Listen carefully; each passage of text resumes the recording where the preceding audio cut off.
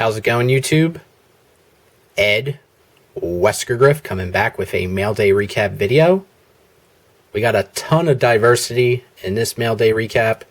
We got non-sports, junk wax, vintage, football, Project 2020. So it's a whole mismatch of tons of different things that I'm currently collecting at the moment. So I hope you guys enjoy. Before I get into showing off any of the cards, I do want to mention MikeO recently invited me on his podcast again, and we talked about a whole bunch of different topics. By the time I upload this video that I'm recording right now, the podcast should have been out because we did do it a couple days ago. But we talked about a whole bunch of different things within the hobby. We talked about the return of baseball, the outlook for the 2020 season, some predictions, some of the wildness that might go on during the season. And then we also talked about the state of retail within the hobby and also the outlook for the rest of 2020. So it was real fun to talk with Mike and to kill a couple hours. I think we went for like an hour and 30 minutes on the podcast. So if you listen to it, please let me know what you think. I'm greatly interested to see the feedback because we did touch on a lot of different subjects. But now, let's get into the mail. So the first card here is from Project 2020. I did get this in about a week and a half ago. So this took roughly about a month to get, but pretty much everyone has been showing this card. I think pretty much, at least from what I'm seeing, like more than half of us in the community here on YouTube has ordered this card. But this is my first Blake Jameson card. This is card number 81 in the set. This is the Mark McGwire by Blake Jameson. And in my opinion, this is probably, I feel like it's Blake's best card that he's done so far in the set.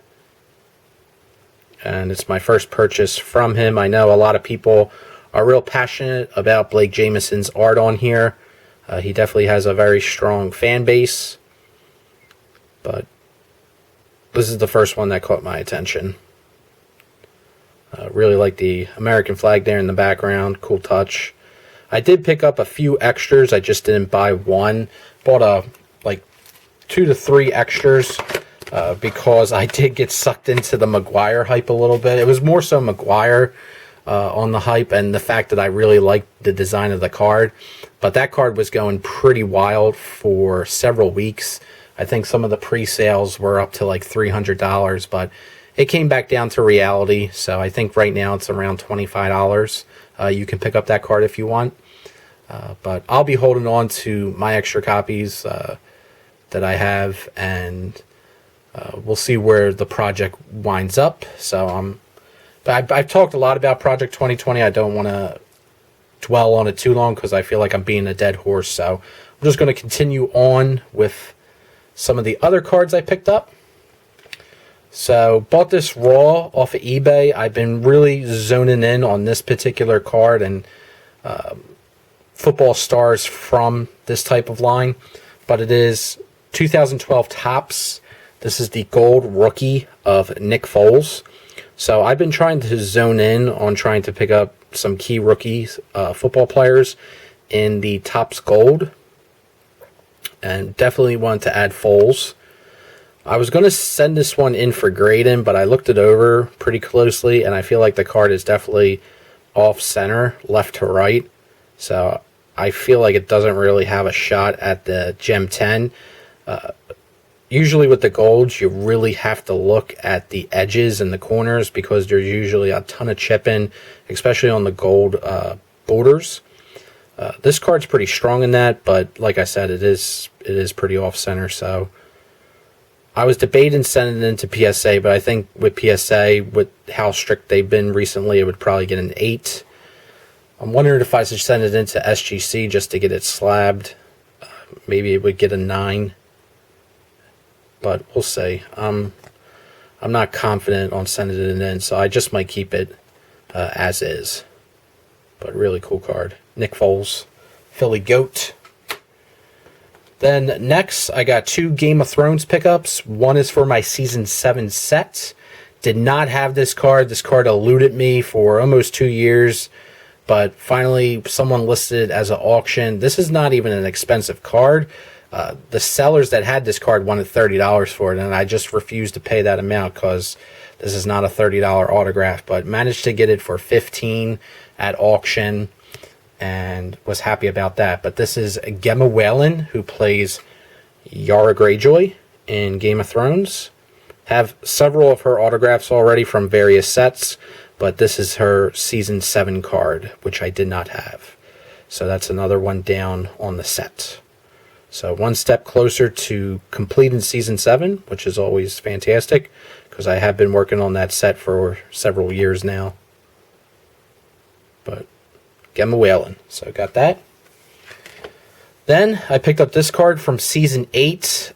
When the product first launched and all the cards were getting posted on eBay, this card was selling for $150, and I'm like, I don't want to pay $150 for this card, so waited, and this card dropped, and it had a pretty lengthy drop. Was able to snag this for $70, and then with shipping and tax, it was around like $76, $77. So I feel like I definitely got a good deal. Patience pays off, especially when you're dealing with non-sports sometimes. It's a double-edged sword, so to speak, because if you're too patient, sometimes the market completely dries up and you won't be able to find the card.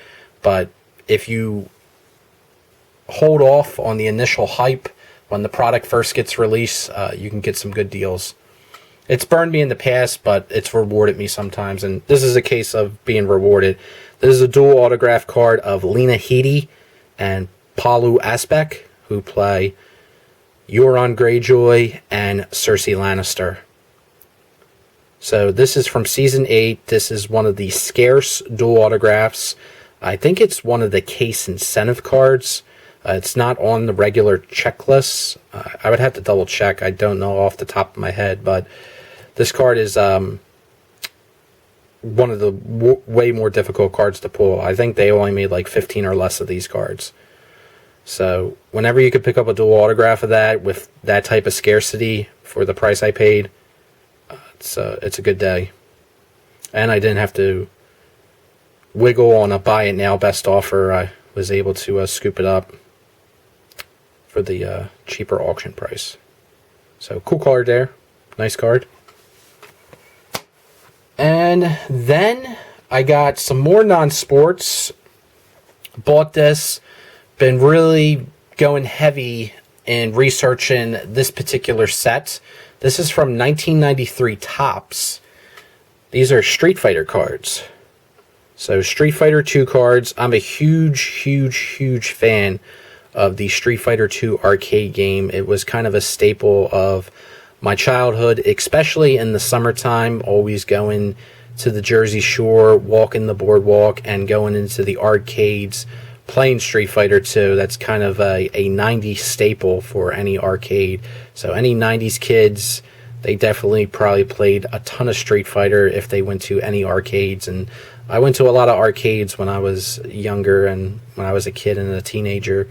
So always enjoyed going there, playing Street Fighter. It's such an iconic fighting game. And also the music from Street Fighter 2. I love the music. I can listen to it any day. I feel like it's one of the best music soundtracks out there. But in 1992 and 1993, Topps produced a Street Fighter 2 card line. And the cards aren't too great, but the inserts are really cool. Now, these cards are sticker cards, but they don't feel like stickers. They feel like the stock is heavier. But these are also puzzle cards too. So this is Ken, who has one of the best themes from Street Fighter. But there you can see on the back, it's kind of a puzzle piece. You can see M. Bison there on the back. So we got Ken. We got America's Finest, Guile. The Guile theme goes with pretty much anything. That's how Japan viewed us back in the early 90s. Ken, the strong American military man. Really cool. And there you can see That's what the completed puzzle looks like. So all the characters are in there. But I definitely want to send these cards in for grading. I really don't care what grade they're going to get. I think they would look absolutely badass in the SGC black holders. So I think that's what I'm going to do. I'm going to send these in. I don't know what the criteria would be for grading these type of cards because they're all over the place condition-wise. Some look like they're well-centered. Some look like they're off-center, but I don't know. Maybe they're supposed to look that way. This is M. Bison, who, honestly, his name, they had to legally change his name in the States because M. Bison was supposed to be... I won't get into that. That's... you guys probably don't know what the hell I'm talking about. People probably don't even care.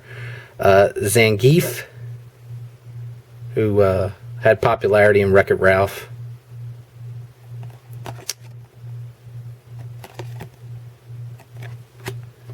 Then we got Balaka from Brazil. Never played as his character.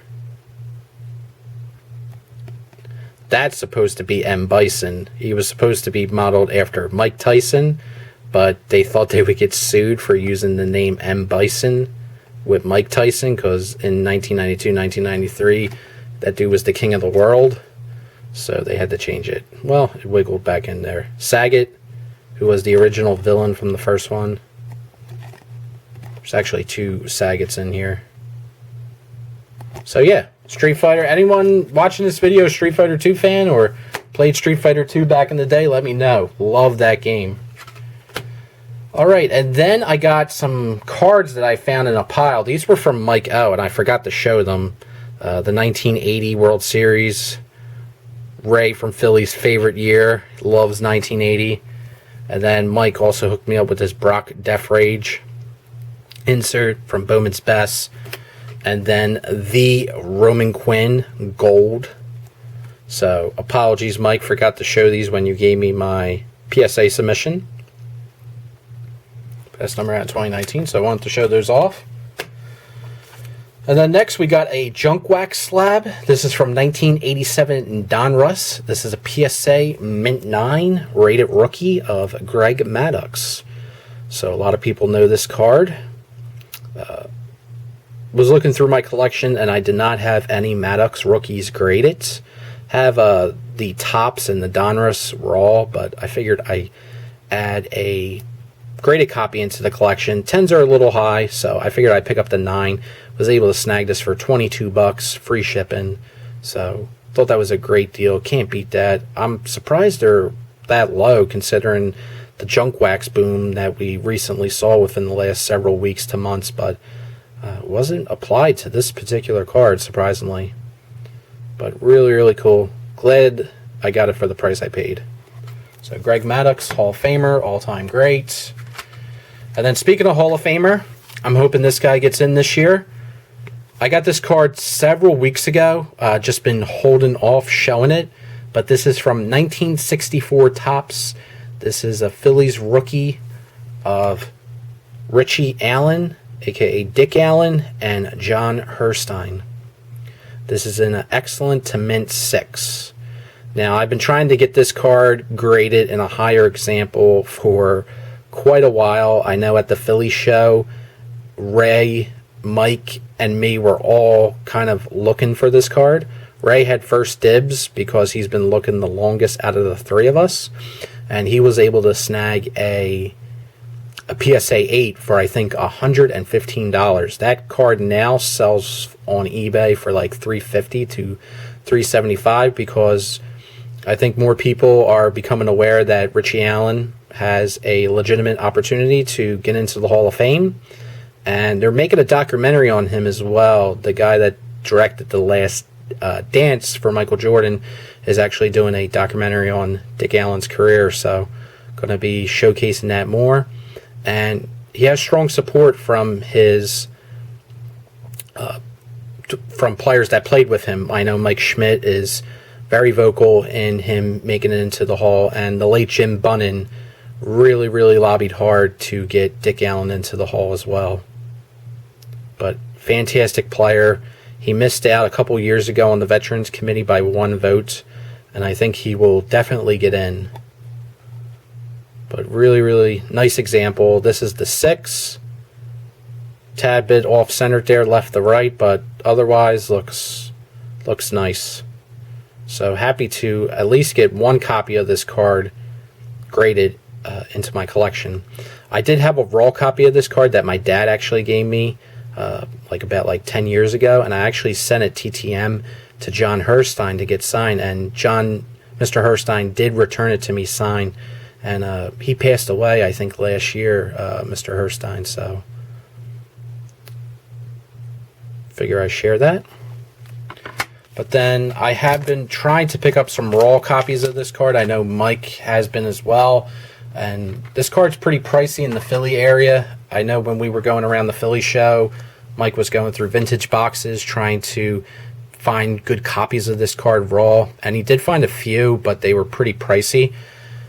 I noticed there was a seller on eBay who had 3 copies of the card. And he had it up there for like $90, but he kept sending out those offers that sellers will send out if you're watching the card. So just kept waiting. I didn't accept his offer that he sent, but I noticed he changed the buy it now to best offer. So had it up there for $90. I sent him an offer for $50. The offer that he sent me was $75. So I sent him an offer for $50, not really expecting him to accept it, but he accepted it right away.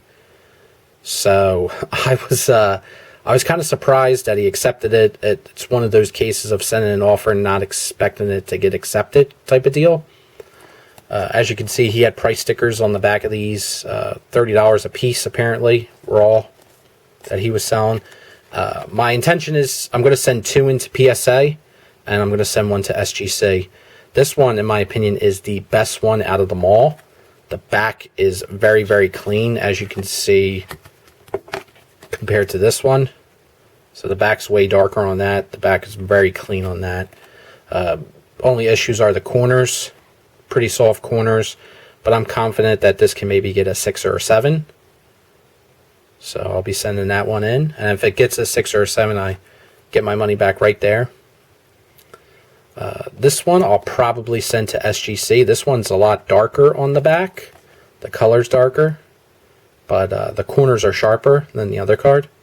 It's a little off center left to right. And this one's definitely the worst out of the 3. Looks like there's a coloring issue. It looks like it was left out in the sun, honestly.